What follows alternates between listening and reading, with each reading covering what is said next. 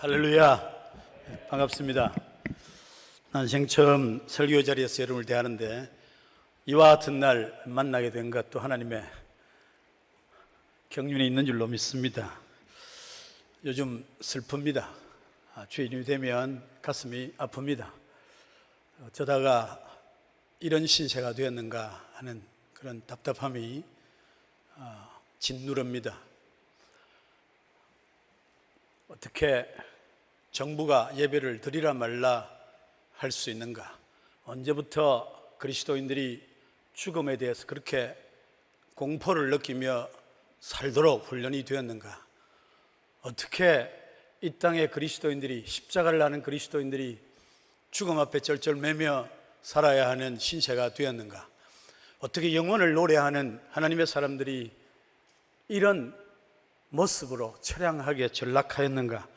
이런 생각을 하면서 가슴 답답해하는 그런 시간을 보내고 있습니다.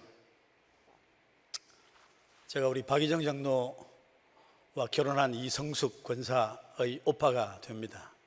그래서 우리 서현교회를 잘 알고 있습니다. 이따금씩 휴가 기간에 들러보기도 하고요. 아주 역사가 있는 교회, 아름다운 헌신의 그런 흔적이 있는 이런 교회, 하나님의 교회가 때때로 어려움을 겪는데 하나님께서 긍휼을 베푸셔서 이전보다 더 나은 아름다운 역사를 만드는 그런 놀라운 일이 있기를 간절히 바랍니다. 하나님의 축복이 함께 하실 줄로 믿습니다. 오늘 이 자리에 함께 하지 못하고 영상으로 예배하는 분들, 집에 있으면 예배하는 태도가 느슨해질 수 있습니다. 오늘 보니까 오후에 예배드릴 그런 자료를 여기 제공하고 있지도 않는데 주일날 오후 예배도 제대로, 오후에 저녁에 예배도 제대로 잘 될 것 같지 않은 느낌이 듭니다. 그래서 두렵습니다. 그래서 제가 오늘 이 아침에 설교를 좀 길게 할까 그런 생각을 합니다. 일주일 동안 듣지 못한 설교를 한꺼번에 다 해야 되는 것 아닌가 하는 역사적 사명까지 제가 느낍니다. 바쁜 일이 없는 그런 주일입니다. 말씀에 우리 함께 집중할 수 있으면 좋겠습니다. 특별히 그래도 오늘 이런 함께 모이는 예배를 금지시키는 이런 명령이 내렸습니다. 그래서 제가 설교해 달라고 부탁을 받았는데 대면 예배를 금지하라고 이렇게 명령을 하는 이런 판이니 어처구니 없게도 정부가 교회의 일에 관해서 이래라 저래라 하는 판이니 감염법을 적용하는데 감염법보다 훨씬 위의 법이 헌법이고 헌법은 신앙의 자유와 신앙 실행의 자유가 있다고 헌법 20조에서 분명히 밝히고 있는데 헌법 아래의 법으로 제약하는 것이 맞는 것이냐, 헌법 소원을 해보아야 되는 일이 아니냐 그런 생각을 합니다만은 그래도 교회를 자꾸 질타하는 말들이 있으니까 이렇게 된 상황에서 굳이 설교하려 대구까지 가야 할 건가? 사람도 모이지 않는데 그냥 거기 있는 목사님들이 설교를 간단하게 하고 하면 될 거 아닌가 이런 생각을 했는데 그래도 올라오라고 이야기를 해서 순종해서 왔습니다. 예배를 예소로 여기지 아니하고 강사를 불러서라도 그렇게 설교를 듣고 함께 있든지 흩어져 있든지 동일한 자세로 하나님 예배하기를 원하는 그런 태도는 하나님이 참으로 기뻐하시는 일인 줄로 믿습니다. 오늘 비록 많지 못한 분들이 법에 의해서 이렇게 제한받아 모였지만은 하나님께서 오늘 이 말씀의 시간을 통하여 우리 모두에게 꼭 필요한 말씀을 주시고 말씀으로 함께 은혜를 나누는 귀한 시간이 되기를 간절히 바랍니다. 우리는 역사 위에 모두 태어났습니다. 과거의 역사를 보면서 살고 있고 현재와 미래의 역사를 만들어 가고 있는 사람들입니다. 근데 그 역사를 보면 역사가 얼마나 오묘한가 하는 것을 발견하게 됩니다. 눈에 보이는 역사의 사건은 매우 사실은 알고 보면 작고 적은 것이고 보이지 않는 묻혀있는 역사적 사건들이 많다는 것을 알 수가 있습니다. 김대중 대통령 김정일과 정상회담을 가질 때에 우리는 정말 남북이 그저 하나 되는 그런 좋은 길로 가는 것으로 참 통일을 원하더니 이제 뭐가 되는가 그런 생각을 했더랬습니다. 그저 좋게 생각하고 환호하고 열광하고 그랬습니다. 근데 나중에 알고 보니 그게 역사의 전부가 아니었습니다. 그 밑에는 어마어마한 돈이 북한으로 건너가는 뒷거래가 있었음이 드러났습니다. 노벨 상위극이 달려있다는 사실도 우리가 볼 수 있게 되었습니다. 그 돈으로 핵무기를 본격적으로 만들기 시작해서 요즘 사람들이 절대로 북한은 핵무기를 만들지 않을 것이며 만들 능력도 없다고 말했던 김대중 대통령을 다시 깨워가지고 이렇게 해서 물어봐야 될 거 아니냐 이런 말을 하는 상황입니다. 겉으로 보기에는 아주 아름다웠지만은 안을 들여다보면 전혀 다른 이야기가 그 속에 있는 것을 우리가 발견합니다. 경주에 가면 첨성대가 있습니다.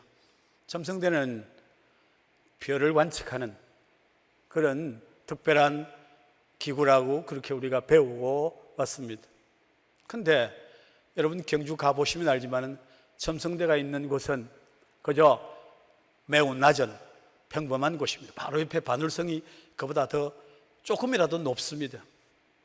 경주의 남산은 한 300m 되는 그런 산이니까 정말 별을 관찰하려면 조금이라도 높은 곳으로 가야 되는데 저 평평한데 겨우 저 높이에서 무슨 별을 어떻게 관찰한다고 한 것이냐 하는 생각을 해보게 합니다. 실제로 최근에 역사가들이 그것을 들여다보기 시작했습니다. 과연 이게 첨성대가 별을 관찰하는 것만이 그 역할이겠느냐 자세히 살피기 시작했습니다. 여러분들이 나중에 한번 자세히 살펴보시기를 바랍니다. 저기 보면 돌로 저렇게 계속 좀 올려놓으시죠. 돌로 단을 만들어 놓았습니다. 저 단의 높이를 하나씩 세어보시면 저 돌이 대개 한 360개 정도 된다고 그럽니다. 벽돌식으로 되어 있는데 밑에 단에 하나 있고 그 다음에 12줄을 올라가면 창문이 나옵니다. 창문 위로 가면 다시 12줄이 되어 있습니다. 창문은 창문 높이가 3칸으로 되어 있는 것을 발견할 수 있습니다. 그러면 총 합계가 27개 단으로 저 첨성대가 되어 있습니다. 저 첨성대가 언제 만들어진 것인 줄 아십니까? 삼국 유사에 의하면 저 첨성대는 진평대왕의 딸 선덕여왕 시절에 만들어진 것입니다. 선덕여왕은 역사상 처음으로 여자가 왕이 되었습니다. 그러니까 여자가 왕이 될 수 있느냐를 두고 신라 궁정에서 많은 논란이 있었다는 것입니다. 그래도 진평대왕이 기어이 그 딸을 왕으로 앉히게 되었습니다. 그러니까 평탄치 않았다는 이야기입니다. 계속해서 문제가 생겼습니다. 그래서 이때에 이 선덕여왕이 저 첨성대를 세웠다고 하는 것입니다. 저 첨성대를 왜 세웠을까? 27칸으로 되어 있는 거 보니까 선덕여왕이 신라 27대 왕입니다. 27대 왕을 상징하기 위해서 27칸으로 지금 만들었다는 것입니다. 그 벽돌 밑에 보면 사각형의 받침대가 있습니다. 꼭대기에 보면 마름모고라에 두 단이 올려져 있습니다. 저건 정자, 우물 정자 표시입니다. 우물 정자는 우물은 옛날부터 하늘에 이르는 길이라 하는 그런 의미를 가지고 있었습니다. 우물을 쳐다보면 하늘이 보입니다. 하늘을 올라가려면 우물을 통과하는 하면 갈 수 있다는 생각을 하게 됐다는 것입니다. 이 세 단을 아래 위를 합치면 꼭 30단이 됩니다. 한 달, 음력으로 한 달이 되는 셈입니다. 한 달을 상징을 하고 있습니다. 열둘은 12, 12, 24 간절을 이야기하는 그런 계절을 표시하기도 하는 것입니다. 신라 사상 가운데는 도리천 사상이 있습니다. 제석천이 보면 도리천, 33천 도리천 그런 이야기를 합니다. 여러분, 제야의 종소리, 한 해를 마감할 때 제야의 종소리 종을 칠 때 몇 번 치는지 아세요? 33번을 칩니다. 왜 33번을 치느냐? 33번, 33계단을 오르면 도리천, 그야말로 낙원이 이르는 그런 길이 된다는 것입니다. 선동여왕은 여자로서 다스리기가 매우 힘드니까 저렇게 하늘에 올라서 도리천까지 올라서라도 쉼을 받아서 나라를 잘 다스리고 싶은 마음이 있었다는 것입니다. 그 열망을 표현하기 위해서 저 첨성대를 만들었다 하는 것이 요즘 역사학자들이 새롭게 해석하는 그런 해석의 방법입니다. 저는 그 해석에 굉장히 동의를 합니다. 그럴 것 같습니다. 저 조금 올라가서 바라본다고 무슨 별이 보일 것이 아니고, 물론 그런 의미도 있었겠지만 훨씬 그보다는 내면에 숨겨진 의미가 있는 그런 행동이었다, 그 결과였다, 그런 생각을 해보게 되는 것입니다. 제가 이 이야기를 하는 것은 첨성대 이야기를 하자는 것이 아니라 역사는 눈에 보이는 것만이 전부가 아니라고 하는 것입니다. 역사는 항상 그 이면사를 담고 있음을 알 수가 있습니다. 오늘 우리가 사도행전 12장을 읽었습니다. 사도행전은 1장부터 12장까지와 13장부터 24장까지로 나누어진다고 그렇게 말합니다. 1장부터 12장까지는 베드로 중심의 역사이고 13장부터는 바울 중심의 역사다. 사도행전 전체는 성령 행전이라 불리는 것이다. 성령이 너희에게 임하시면 너희가 권능을 받고 유대와 사마리아와 땅끝까지 이르러 내 정인이 되리라고 말씀하셨던 그 말씀이 구체적으로 이루어지는 과정을 사도행전에서 읽을 수 있다고 그렇게 우리가 말합니다. 그래서 사도행전은 선교행전이라 그렇게 말해도 틀리지 않는다, 그렇게 우리가 생각을 할 수가 있는 것입니다. 근데 가만히 여러분이 한번 읽어보면, 오늘 시간 나실 대로 한번 사도행전을 다시 한번 읽어보시면 사도행전 11장에서 12장, 13장으로 그렇게 연결되어 있는데, 가만히 보면 11장을 읽고 13장으로 바로 넘어가도 전혀 문제가 없습니다. 11장 끝에는 사람들이 스데반의 일로 인해서 핍박을 피하기 위해서 막 사람들이 흩어지기 시작했습니다. 흩어진 사람들이 가다가 복음을 전하는데 유대인에게만 전하기 시작했습니다. 그러다가 어느 순간 보면 흩어져 가던 사람들이 유대인이 아니고 헬라인, 당시의 사람들은 유대인과 헬라인을 아주 양구분을 했습니다. 유대인은 신본주의, 하나님을 중심으로 사는 사람들이고, 헬라인들은 인간 중심으로 사는 그런 사람들이라고 말할 수 있습니다. 헬라 문화와 히브리 문화로 구분되는 그런 것을 우리가 왕왕 발견합니다. 근데 이 헬라권에 있는, 하나님이 전혀 알지 못하는 인간 중심으로 살아가는 그 사람들에게 반드시 복음이 전거되어야 하는데도 불구하고 흩어진 유대인들이 그렇게 하지 않았습니다. 그런데 어느 날인가 그 일이 벌어지게 된 것입니다. 그것이 사도행전 11장 19절 이하에 나타나고 있습니다. 19절 말씀을 보면 이렇게 말합니다. 그때 스데반의 일로 일어나는 환난으로 말미암아 흩어진 자들이 베니게와 구브로와 안디옥까지 이르러 유대인에게만 말씀을 전하는데, 유대인에게만 말씀을 전하는데, 그런데 20절 보면 같이 한번, 집에 계시는 분들도 같이 한번 성경을 소리내서 읽어보시기 바랍니다. 20절입니다.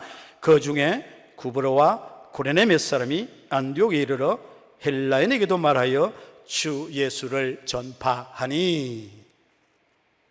역사적인 사건이 벌어진 것입니다. 사실은 사도행전 11장 20절 이 사건으로 말미암아 오늘 저와 여러분이 있다고 해도 과언이 아닙니다. 복음을 받았지만 땅끝까지 이르러내 정인이 되라고 하셨지만 그 복음을 처음 받은 유대인들은 그럴 생각이 없었습니다. 우선 유대인이 먼저 하나님 앞에 돌아와야 된다는 생각을 하게 되었습니다. 그런데 그 중에 구브로와 구레네, 사이프러스, 구레네 몇 사람들이 누군지 모릅니다. 익명의 그리스도인들이 안디옥, 이스라엘 땅을 벗어난 북쪽으로 간 지금 소아시아 7교회 여행을 시작하면 제일 먼저 가서 출발하는 곳이 이 안디옥입니다. 여기서부터 이방 선교가 시작된 곳입니다. 그래서 안디옥에 이르러서 사람들이 헬라인에게도 말하여 주 예수를 전파하니 허다한 사람들이 믿고 죽게 돌아오더라. 너무나 놀라운 일이 벌어지게 된 것입니다. 이 소문이 예루살렘 교회에 전해졌습니다. 사도들이 들었습니다. 아니, 헬라인들이 실제로 복음을 듣고 그대로 믿는다는 말이냐? 그래서 그 일을 확인하기 위하여 예루살렘 교회가 바나바를 안디옥까지 보냈다 그랬습니다. 파송을 했습니다. 가서 실제로 그런 일이 벌어지지 한번 살펴보라. 이게 착각하고 있는 거 아니냐? 그래서 바나바 와서 살펴보니 실제로 이방인들 가운데, 헬라인들 가운데 예수님을 구주로 믿는 사람이 수없이 생겨나고 있다는 것입니다. 그래서 바나바는 자기 혼자 그 일을 할 수가 없어서 바울을 고향 땅으로 혼자 물러가 있는, 아무도 자기를 알아주지 않아서 자기 자신이 예수님을 믿게 된 사실을 아무도 알아주지 않아서 핍박하던 자로만 생각하고 있어서 그냥 참 힘 빠져서 고향 다소로 물러가 있는 사울을, 그의 똑똑함과 영민함과 열정을 아는 바나바가 그를 불러 올렸어. 예루살렘은 거부하지만 안디옥에서 예수님을, 너가 만난 예수님을 말해보라, 그렇게 권고했고, 그 말을 듣고 바울은 올라와서 그곳에서 무리를 가르치게 될 때에 1년간 가르쳤더니 사람들이 예수님을 따르는 자들이 되었어.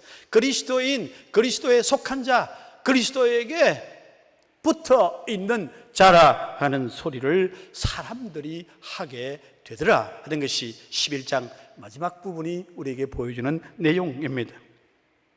그리고 거기에 아가바라는 사람이 성령의 능력으로 나타나 성령으로 말미암아 천하에 큰 흉년이 될 것이다 라고 선포하고 있습니다. 성령으로 흉년이 된다는 말은, 성령으로 흉년이 된다고 선포했다는 것은 흉년이 그냥 온 것이 아니라 하나님의 섭리 가운데, 하나님의 심판의 방편으로 왔다는 것을 말해주는 것입니다. 자연재해가 그냥 일어나는 것이 아니라 하나님의 심판의 방편일 수 있음을 오늘 이 본문은 우리에게 분명히 말해주고 있습니다. 세계를 휩쓰는 팬데믹 코로나가 그냥 일어난 사건이 아니라 하나님의 심판의 방편일 수 있음을 성경은 분명히 가르쳐 주고 있습니다. 그 흉년의 때 모두가 흉년이 들었지만 이 안디옥 교회, 개척교회 성도들이 예루살렘 유대에 있는 모 교회가 어려움을 겪는다는 소식을 듣고 이 교회가 구제헌금을 하기로 작정을 하고 실제로 구제헌금을 실행하고 그것을 모았어. 예루살렘 교회에 와서 돈 받아가라 하는 것이 아니라 바나바와 사울의 손으로 사울을 파송해서 그 구제헌금을 전달하는 그런 놀라운 일을 합니다. 여러분, 개척교회가 그 어마어마한 하루에 몇천 명씩 돌아왔던, 지금은 비록 흩어졌지만은 그런 모 교회를 위해서 헌금한다는 일이 쉬운 일이겠습니까? 뭐 대한민국의 제일 큰 어느 교회가 불이 나서 예배당이 다 탔다, 그래서 뭐 전국 교회가, 특별히 개척교회가 그 교회로서 뭐 헌금하는 일이 일어나겠습니까? 뭐 큰 교회 알아서 하겠지. 사람이 얼마나 많은데. 부자는 망해도 3년은 간다던데 뭐 다 그러지 않아요. 근데 이 안디옥 교회는 예루살렘 교회에 기근을 당했다는 소식을 듣고 가만히 있지 않았습니다. 부자를 보내기로 결정하고 실행하고 대표를 파송하고 동사가 3개나 사용되고 있습니다. 우리가 마음을 먹을 수 있어요. 그러나 실행 안 할 수 있습니다. 실행할 수 있어요. 돈 들고 있을 수 있습니다. 근데 마음 먹고 실행하고 돈 들렸어. 보냈습니다. 적은 돈이면 보내지 못할 겁니다. 두 사람이나 대표로 파송한다는 것은 상당한 헌금을 했다는 이야기입니다. 개척교회가 모교회를 위해서 헌금하는, 무슨 말입니까? 이 개척교회가, 이 신생교회가, 이방 땅에 세워진 교회가 은혜가 충만했다, 그 말 아니겠습니까? 이 은혜가 충만한 교회가 그 은혜의 결과로 나타나는 현상이 바로 13장입니다 13장 1절 같이 한번 읽어보시겠습니까? 안디옥 교회에 선지자들과 교사들이 있으니 곧 바나바와 니게르라는 시몬과 구레네 사람 루기오와 분방왕 헤롯의 젖동생 마나인과 및 사울이라. 모두 이방의 사람들입니다. 이 사람들을 불러 주를 섬겨 금식할 때 성령이 이르시되 내가 불러 시키는 일을 위하여 바나바와 사울을 따로 세우라 하시니 이에 금식하며 기도하고 두 사람에게 안수하여 보내니라. 최초의 선교사 파송이 일어난 것입니다. 예루살렘 교회에서는 환난과 핍박 때문에 그냥 뿔뿔이 흩어졌습니다. 예수님의 명령을 직접 들은 사도들이 있는 그런 교회였지만은 주님의 명령을 따라서 온 천하의 만민에게 다면서 복음을 전파하기 위해서 사람을 파송하고 그렇게 하지 않았습니다. 그냥 뿔뿔이 살기 위해서 흩어지고 말았습니다. 그런데 이 안디옥 교회는 그 교회를 세운 두 사람, 바울과 사울을, 바나바와 사울을 세워 금식하고 안수하고 기도해서 파송하는 엄청난 일을 했습니다. 그냥 우리가 예서를 읽지만은 한번 상상을 해보세요. 성경 읽을 때 상상력이 필요합니다. 그 현장에 들어가 보시기 바랍니다. 얼마나 놀라운 일인지 모른다는 것입니다. 어떻게 그런 생각을 할 수가 있습니까? 그 주변에도 할 일이 많은데 어떻게 그 두 사람을 파송합니까? 은혜가 충만하였기 때문입니다. 하나님께서 자신들에게 베푸신 그 구원의 은총에 대해서 너무나 감사했기 때문에 가만히 있지 못하는 것입니다. 자기들만 쳐다보고 있지를 못하는 것입니다. 이 복음을 알지 못하는 모든 사람에게 복음을 전해야 한다고 가장 우수하고 가장 헌신한 두 사람을, 바나바와 사울을 파송하는 그런 어마어마한 역사를 일으켰습니다.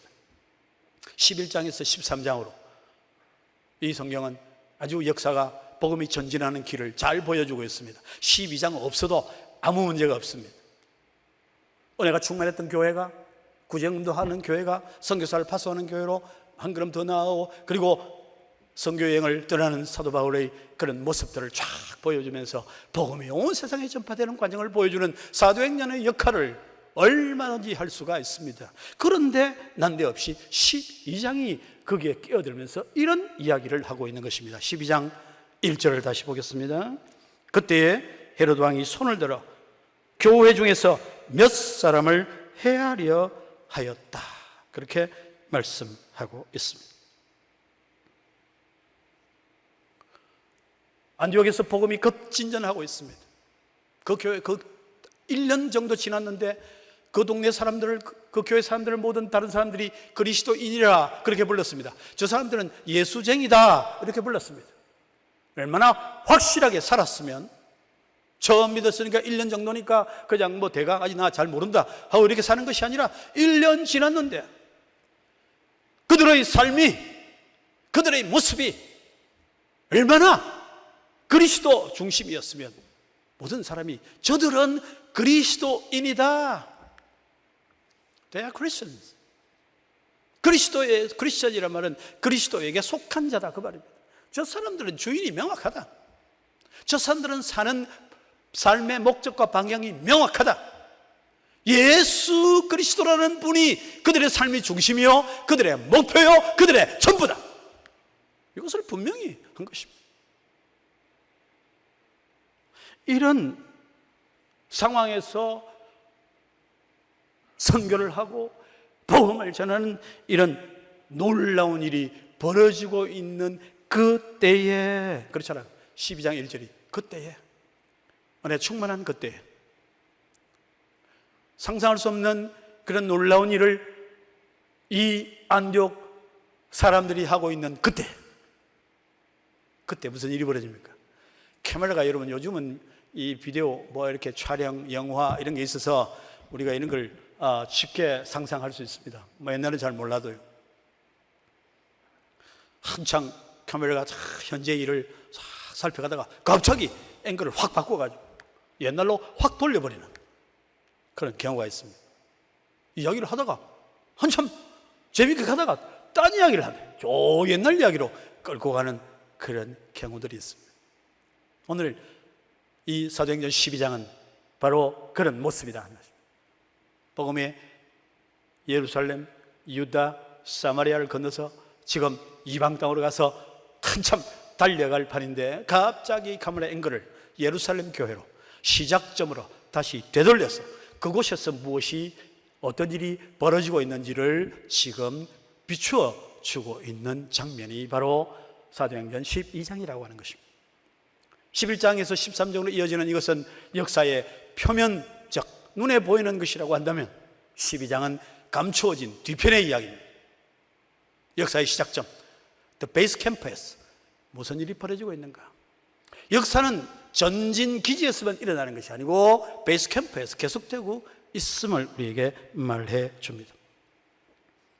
역사의 전환기입니다. 사도행전 11장, 12장, 13장은 인류 역사의 전환기를 말해주고 있습니다. 복음 역사의 전환기를 말해주고 있습니다. 새로운 시대, 새로운 역사가 전개되고 있음을 우리에게 말해 주고 있습니다. 역사의 전환기에는 무슨 일이 벌어지고 있는가?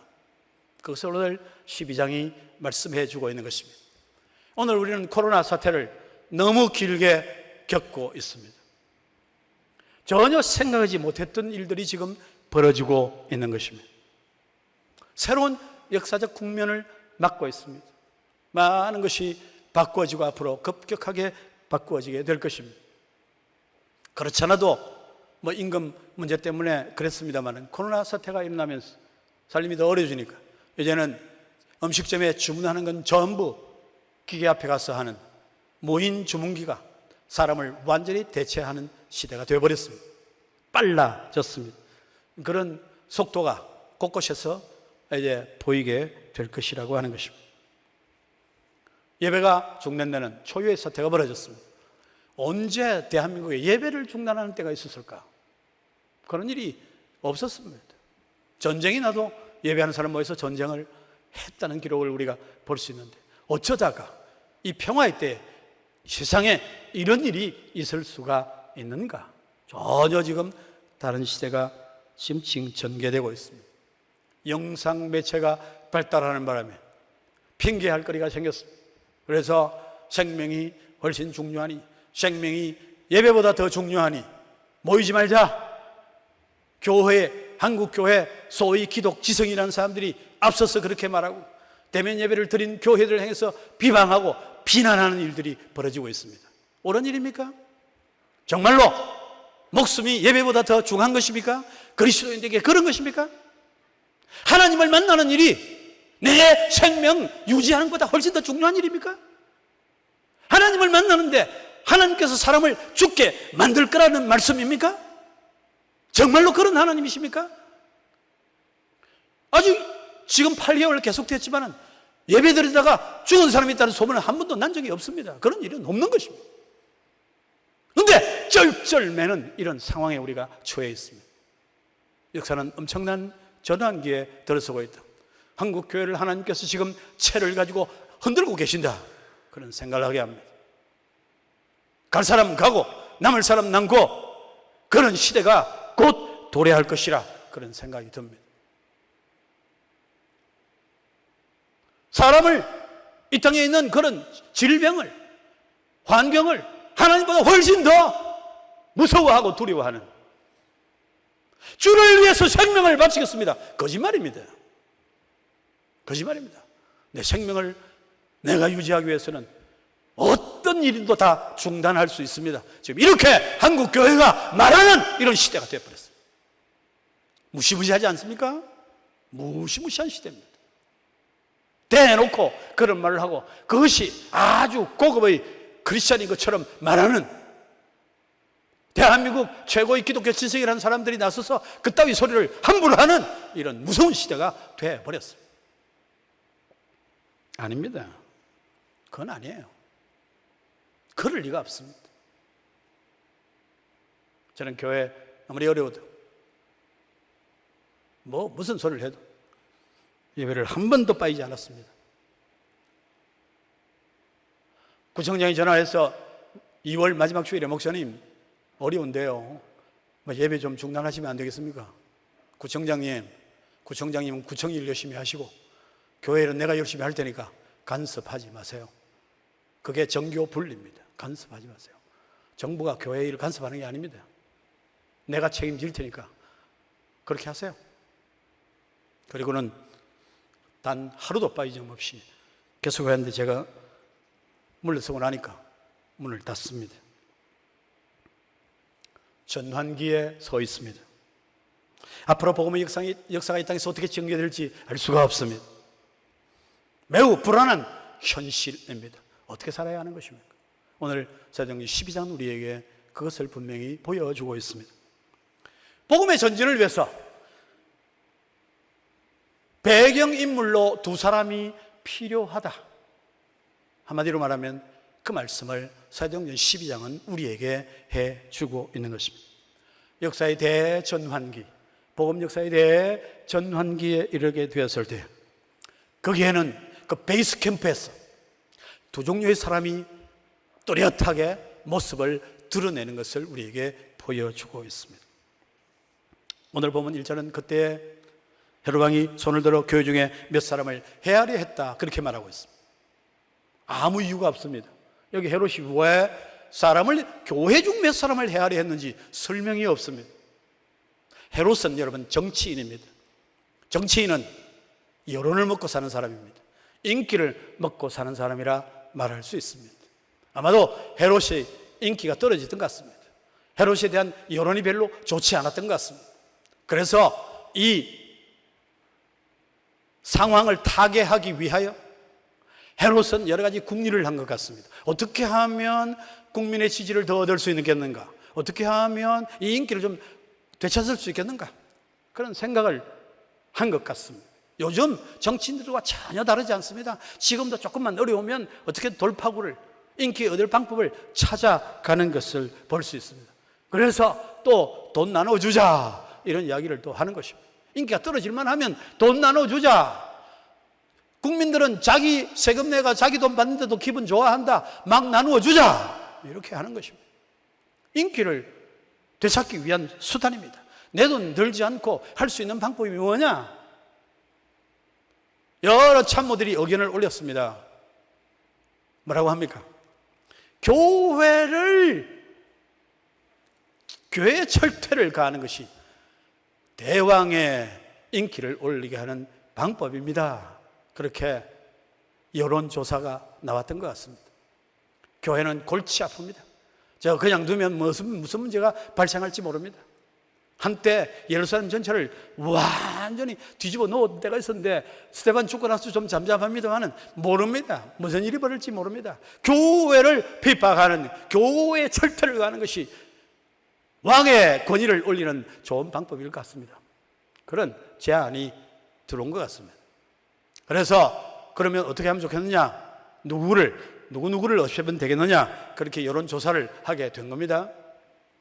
그래서 올라온 방법이 아마도 제 생각에는 제일 먼저 죽여야 되는 사람은 바로 베드로라는 것입니다. 베드로가 두목입니다. 살펴보니까 확실한 두목인데 베드로를 처단을 하면 백성들이 굉장히 좋아하게 될 것입니다. 그런 보고가 된 것 같습니다. 근데 한편에서 안 돼요. 그렇게 하면 큰일 납니다.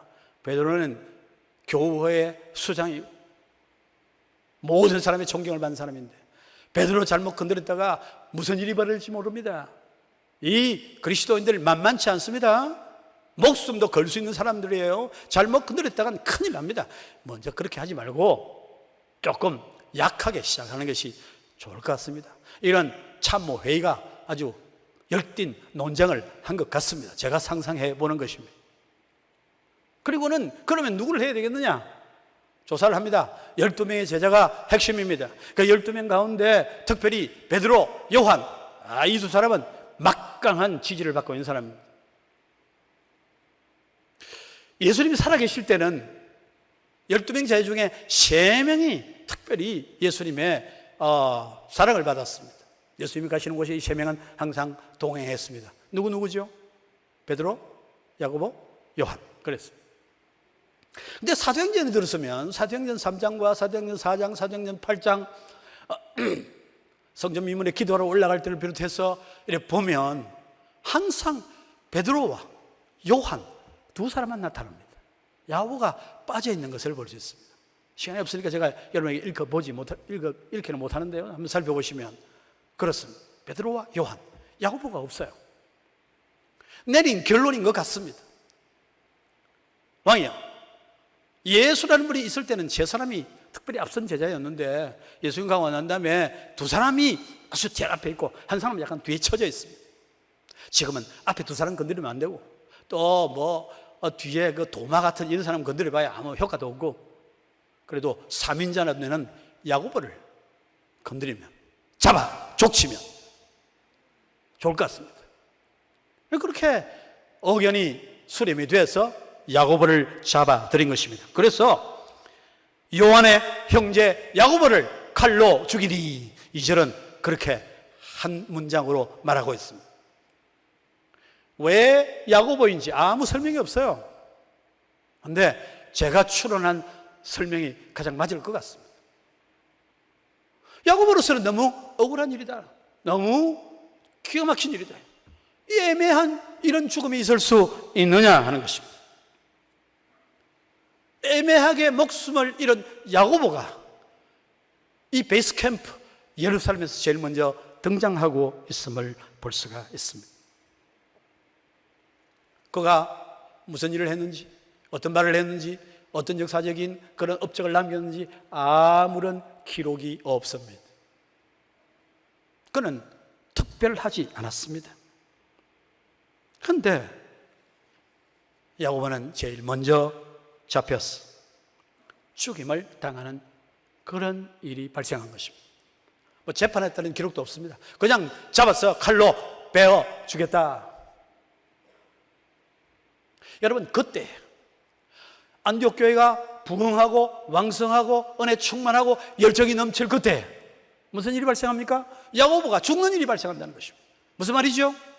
하나님의 교회가 은혜가 충만하면 반드시 거기에 사탄의 압박이, 핍박이 시작된다는 것입니다. 교회가 부흥하면 사탄도 부흥회를 함께 한다, 그 말입니다. 교회가 죽으면 사탄도 죽습니다. 교회가 죽으면 사탄도 움직이지 않아요. 죽어가는 교회에 사탄이 움직일 필요가 뭐가 있습니까? 아무 일도 하지 않는 교회에 사탄은 움직이지 않습니다. 열심히 살아버리는 교회, 그때 사탄도 열심을 낸다 하는 것입니다. 교회가 때때로 살아가면서 어려움을 당합니다. 힘든 일을 겪습니다. 그래서 절망합니다. 왜 우리가 이 모양인가? 무슨 문제인가? 왜 이렇게 하는 것인가? 사람들이 절망합니다. 그래서 교회를 쉽게 떠나는 사람들이 있습니다. 이런 교회 난 못 다닌다 하고 횡 버리기도 합니다. 근데 여러분, 성경은 말합니다. 그때 안디옥 교회가 세워지고 개척교회가 충만하고 개척교회가 목교회를 돕는 바로 그때에 헤롯이 교회 중 몇 사람을 죽이려 하더라. 그 칼에 야고보가 아무 죄가 없는데도 불구하고 죽임을 당하더라. 여러분, 똑똑히 기억해야 됩니다. 하나님의 교회가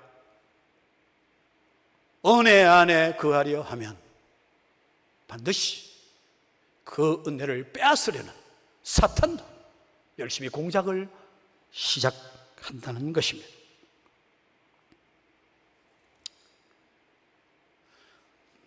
낭패한 일이 은혜가 넘칠 때 일어난다는 것입니다. 은혜가 넘치면 모든 것이 은혜 속에 거해야 되는데 어느 순간에 그 은혜를 파괴하는 공작이 벌어지게 되는 것입니다. 그것은 바로 사탄이 활동하기 때문에 그러하다는 것입니다. 마태복음 23장 37절은 이렇게 말합니다.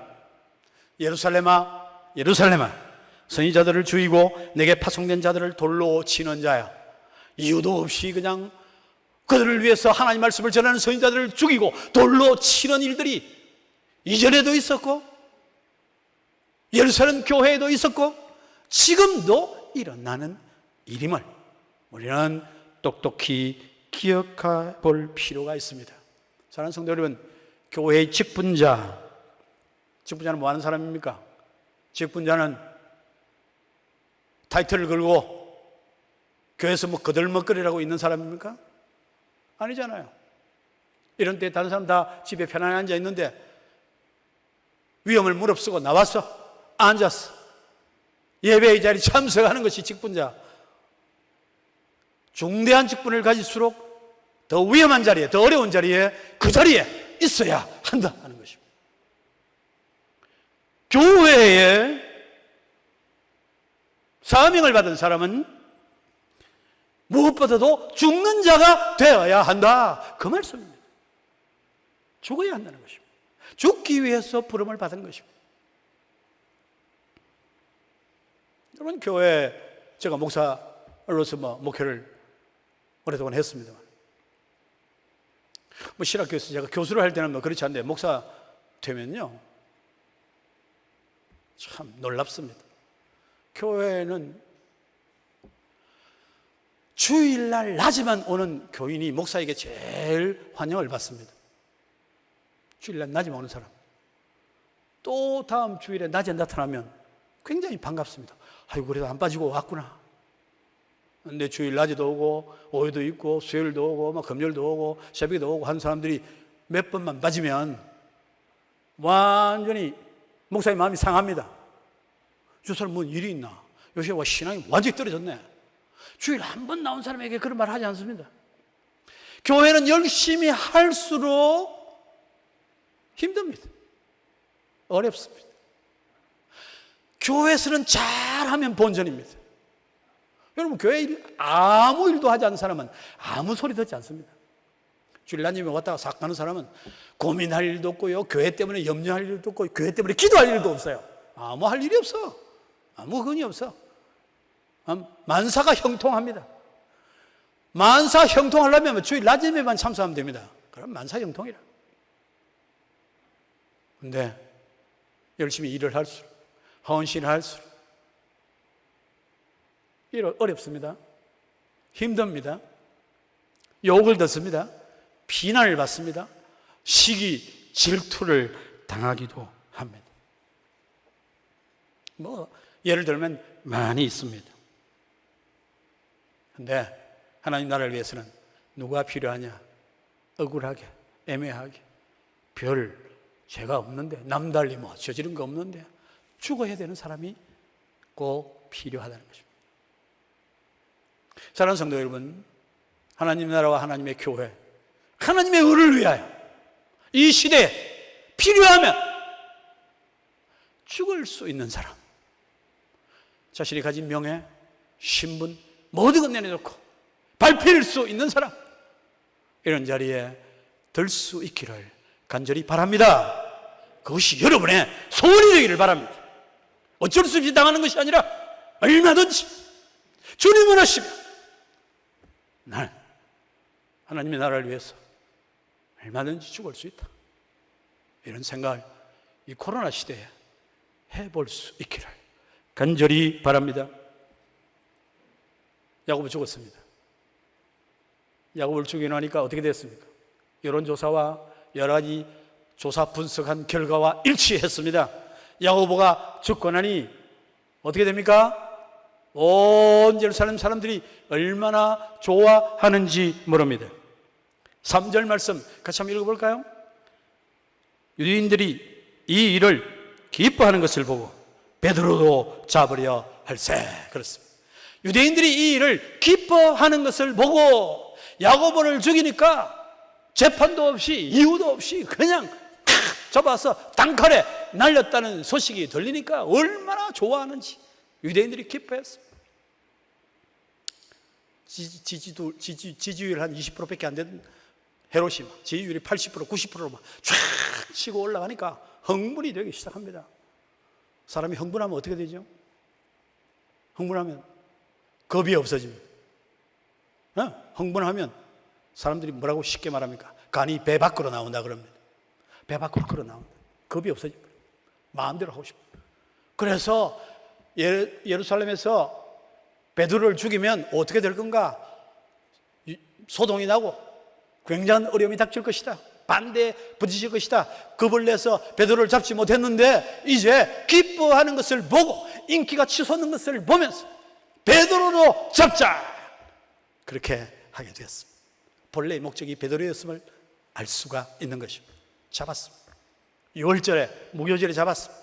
6월절 지난 다음에 죽이려고 작정했습니다. 6월절에는 사람들이 다 성전으로 모여드는 절기입니다. 그때 베드로를 잡았다. 교회가 끝장난다. 쓸데없는 소리를 하던 저 인간들을 다 없애버린다. 우리 헤로도 대왕이 저 일을 하고 있다. 인기가 막 완전히 치솟고 온 전국에 알려줄 수 있는 절호의 찬스를 맞았더라는 것입니다. 갇혔습니다. 그냥 가두지 않습니다. 이적과 기사를 행하던 그런 능력이 있는 사람이기 때문에 혹시라도 감옥에 있어도 어찌 될지 모른다는 생각을 해서 4인 1개조로 4개의 조를 만들었습니다. 24시간 4개의 조가 교대를 하는 것입니다.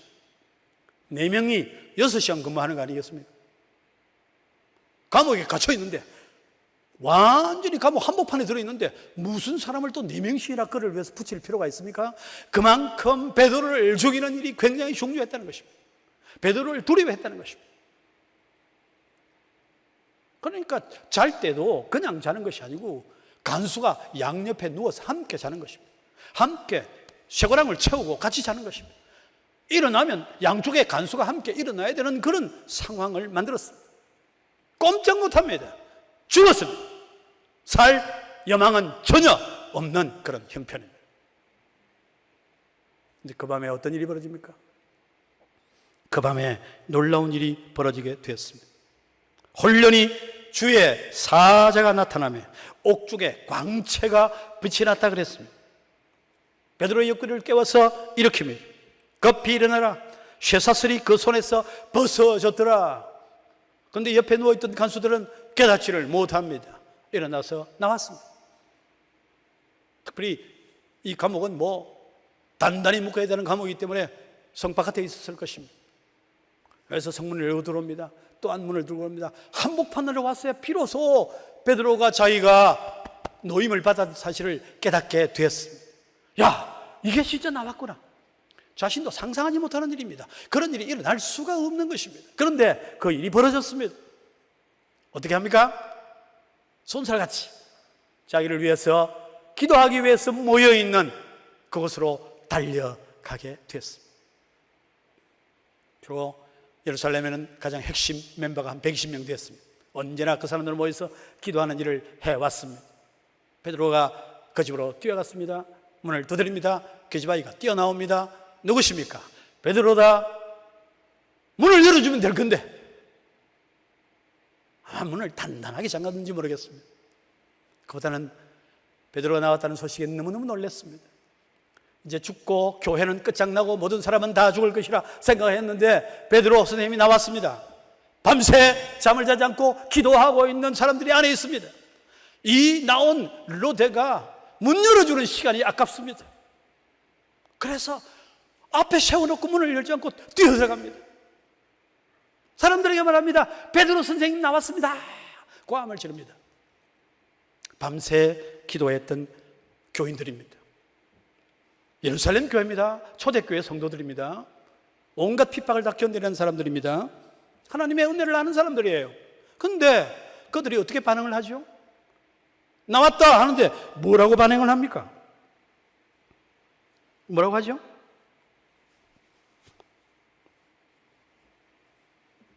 뭐라고 했습니까? 오늘 설교가 길어지는 것은 전부 여러분의 탓입니다. 대답을 늦게 하기 때문에 길어진 것입니다. 1초에 한 10분으로 생각을 하겠습니다. 뭐라고 했죠? 15절에 뭐라고 그랬습니까? 그들이 말하되 네가 미쳤다. You are crazy. 미쳤다. 베드로가 나왔습니다 라고 말하면, 우리가 생각하는 초대교회라고 하면, 은혜가 충만한 교회라고 하면, 예수님의 복음을 직접 들은 사람들이 있는 그 교회의 사람들이라고 하면 사도들이 가르친 교회라고 하면 밤새 기도한 후에 베드로가 나왔다는 소리를 들으면 어떻게 여러분 응답해야 되는 것입니까? 어떻게 해요?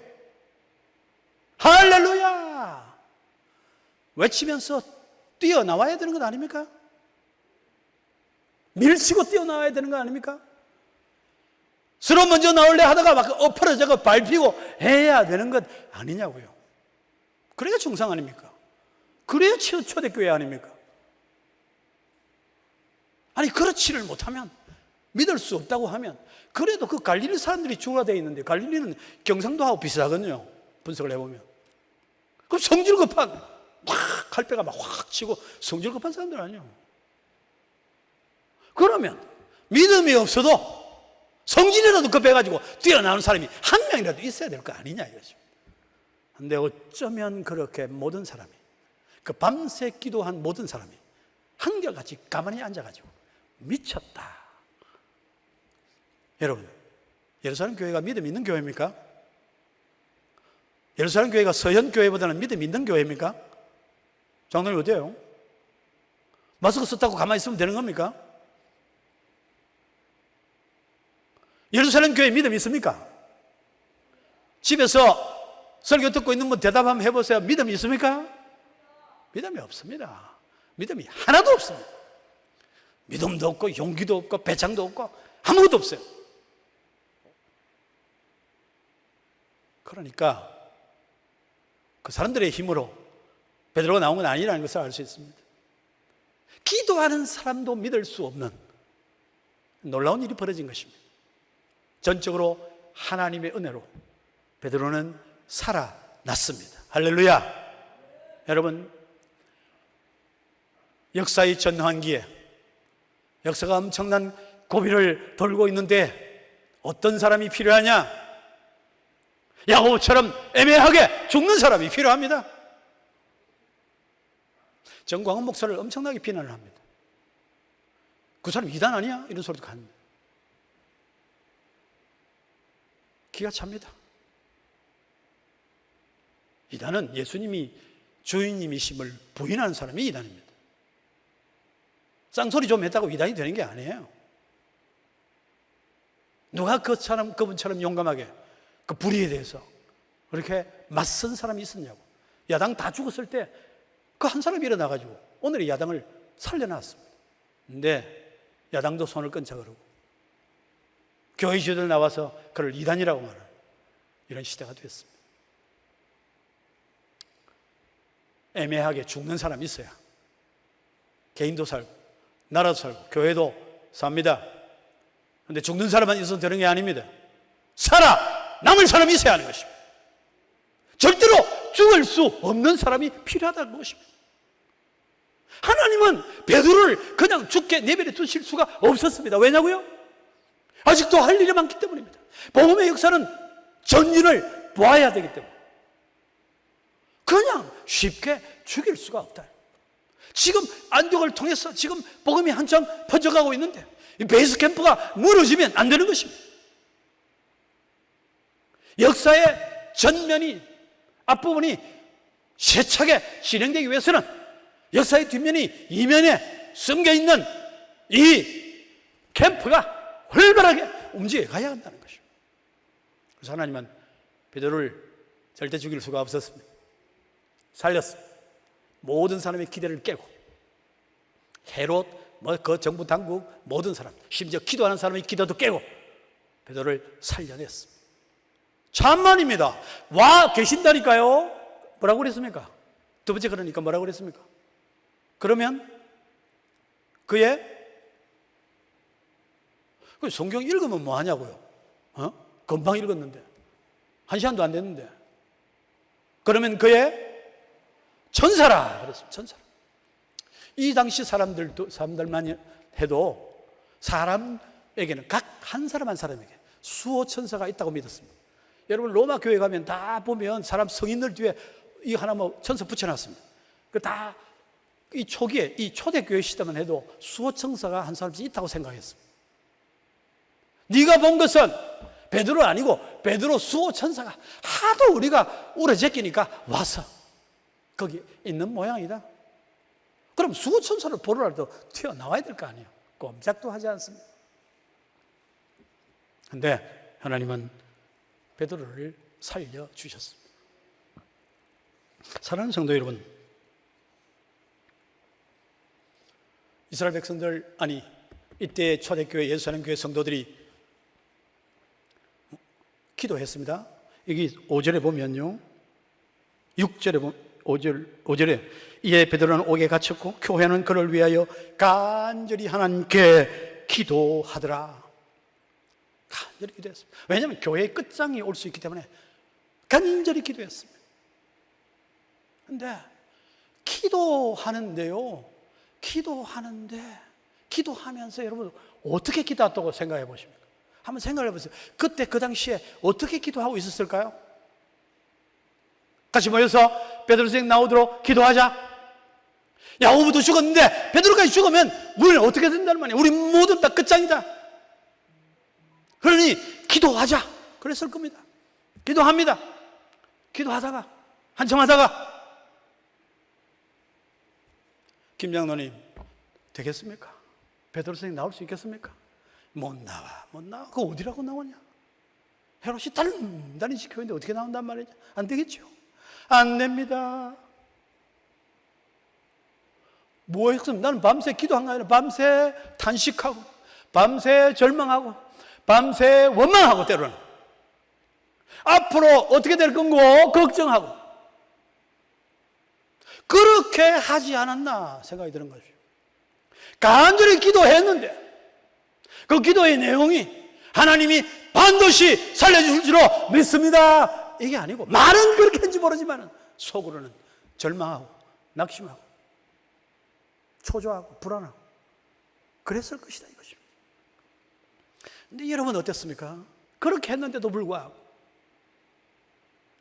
하나님은 베드로를 살리셨습니다. 오늘 이게 굉장히 중요한 원칙이 하나 있습니다. 오늘 제가 두 가지를 말씀드린 겁니다. 하나는 이 역사의 전환기에 하나님 역사가 새로운 역사를 전개하려 할 때 반드시 두 종류의 사람이 필요하다는 것입니다. 그냥 애매하게 죽는 사람, 절대로 죽을 수 없는 사람, 반드시 살려내고 싶은 사람. 오늘 우리 서영교회 모든 성도들이 이런 하나님의 사람들이 되기를 간절히 바랍니다. 초대교회에는 야고보, 베드로 두 사람이 각각 나누어서 죽는 사람, 사는 사람 그렇게 두 몫을 했습니다. 근데 세월이 악해지기 때문에 두 사람이 하는 것이 아니라 우리 한 사람 한 사람 각자가 때로는 주의 나라를 위해서 죽기도 하고 때로는 하나님께서 반드시 살리는 사람이 될 수 있어야 할 줄로 믿습니다. 하나님 아버지, 지금 필요하면 나를 밟도록 하십시오. 하나님 아버지, 지금은 내가 죽을 시간이 아닙니다. 내가 무너지면 하나님의 영광이 가리니 나를, 내 자녀를, 우리 가문을, 우리 교회를 살려주시옵소서. 반드시 하나님의 영광을 위해서 우리를 새롭게 하여 주실 줄로 믿습니다. 이런 기도가 있어야 한다는 것입니다. 기도를 야무지게 하시길 바랍니다. 필요하시면 나를 거두시고 필요하시면 나를 사용하여 주시옵소서. 내 놀라운 것은 두 번째 진리가 이것입니다. 초대교회 성도들이 베드로가 잡혀가는 이런 상황에서, 야고보는 죽고 베드로 잡혀가는 이런 상황에서, 교회의 끝장이 이르는 이런 상황에서 하나님 앞에 기도할 때, 기도하면서도 기도의 응답이 왔는데도 불구하고 미쳤다, 천사다 이런 소리를 하고 있는데도 불구하고 하나님은 그들의 기도를 들으셨다는 것입니다. 이게 놀라운 이야기입니다. 제가 하나님이면요, 요 인간들 봐, 교회가 지금 끝장이 될 판인데 저렇게 낙심하고 절망하고 기도한다는 게 저리 서로 시시한타이나 하고 다시 한번 맛 좀 봐라 하고 싶은데요, 하나님은 그러지 않았습니다. 미쳤다는 베드로가 완 현장에서 목소리를 듣고 그를 전하는 사람을 미쳤다고 말하는 그 교회 성도들의 길을 하나님이 들으셨다는 것입니다. 들으셨다는 것입니다. 할렐루야. 그의 기도를, 믿음 없는 기도를, 전혀 믿음이 없는 기도를 하나님은 들으셨습니다. 할렐루야. 이게 엄청난 이야기입니다. 우리는 흔히 말합니다. 믿고 구하면 들을 것이다. 믿음대로 되리라. 주님이 늘 그래 말씀하셨습니다. 그래서 믿고 구하면 듣는다고 생각합니다. 한때 우리나라에 그런 설교들이 막 행해졌죠. 그래서 아직도 아픈데도 손을 올리고 기도하면 기도한 대로 들으신다 했으니까 아픈데도 나은 사람 일어서세요 하면 아픈데도 일어섭니다. 왜냐하면 기도하면 들으신다. 그럼 믿음이 이루어졌다. 그렇게 합니다. 그리고 일어서가지고 조금 더 집에 가서 죽고 이렇게 한 것입니다. 근데 여러분, 성경 오늘 이 본문은 그렇게 말하지 않습니다. 하나님은 기도하는 자의 믿음이 전혀 없을지라도, 기도하고서도 믿지 않을지라도, 한 사람도 믿지 않고 조금도 믿지 않을지라도 그 기도가 하나님의 뜻에 합당하면 하나님은 그 기도를 들으신다는 것입니다. 할렐루야. 여러분, 이거 놀랍지 않아요? 놀랍지 않아요? 하나님은 내 기도에, 내 믿음의 분량대로 들으시는 것이 아니라 하나님의 역사를 위해서 필요하면, 내가 설령 기도하는 내가 별로 믿음이 없을지라도 내가 제대로 기도하면 믿음 없는 나를 보시는 것이 아니라 하나님의 뜻을 내 기도를 통하여 이루시기를 원하신다는 것입니다. 그래서 여러분, 별로 믿음이 없다 하더라도 교회에서 이렇게 기도하십시오 하면 기도하시기를 바랍니다. 특별히 담임 목사님 모시면서 기도를 열심히 해야 되는 때인데, 이거 뭐 되겠나? 어디 가면 있겠나? 그래, 낙심하지 말고 기도하시길 바랍니다. 하나님이 내 믿음이 없어도 이 전환기 시대, 역사가 변하는 시대에, 이 어려운 시대에 하나님의 뜻을 이루기 위해서 하나님께서 필요한 종을 보내시옵소서. 그렇게 간절히 기도하면 내 믿음은 시원찮아도 하나님의 뜻은 반드시 이루어지게 될 줄로 믿습니다. 어려운 시대입니다. 어떤 사람이 되어야 할 것입니까? 주의 나라와 의를 위해서 죽기도 하고 주님께서 끝내 살리고 싶은 사람이 되기도 하여 하나님의 영광을 이 땅에 드러내는 신실한 아름다운 하나님의 사람들이 되기를, 그런 아름다운 교회 되기를 간절히 바랍니다.